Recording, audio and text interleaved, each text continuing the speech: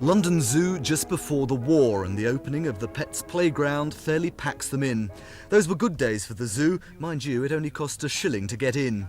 Now it costs nearly £4 for an adult, and since the 1960s, the number of visitors has declined from 2 million a year to half that.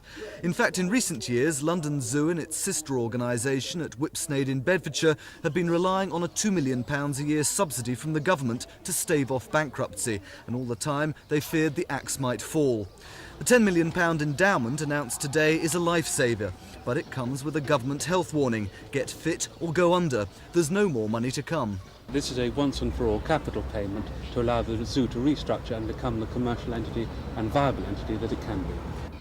Major conditions for the grant include a development plan and the delegation of management to a new company, Zoo Operations Limited. It'll be run by Andy Grant, fresh from managing Leeds Castle in Kent and largely responsible for the development of San Diego Zoo in California. It's on a very grand scale, more like a game reserve than a zoo. Visitors go by train to see the wildlife. So will London Zoo see some very radical changes? We're talking about things like Meet the Animals, like Aesop's Fables, and eventually activities that complement a day out for the family. People want to be entertained, they want to have a good time, and they also want to enjoy their day out. And London Zoo is a great day out. All we're going to try to do is improve it. The old guard at London Zoo have little choice but to accept the new regime, but they insist there's no prospect of Regent's Park playing host to a theme park. We strongly believe that we should stay with animals. I mean, there's no question of us diversifying. It's a very small site anyway, but there's no question of us diversifying into other large leisure activities.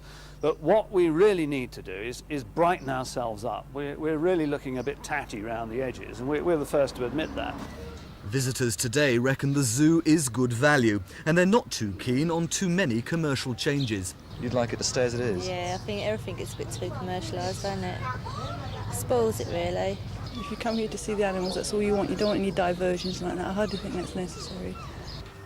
Meanwhile, there's good news for the zoo's scientific workers who carry out world-leading research on endangered species. They're now to get more consistent funding from the government. Paul Larsman at London Zoo, Thames News.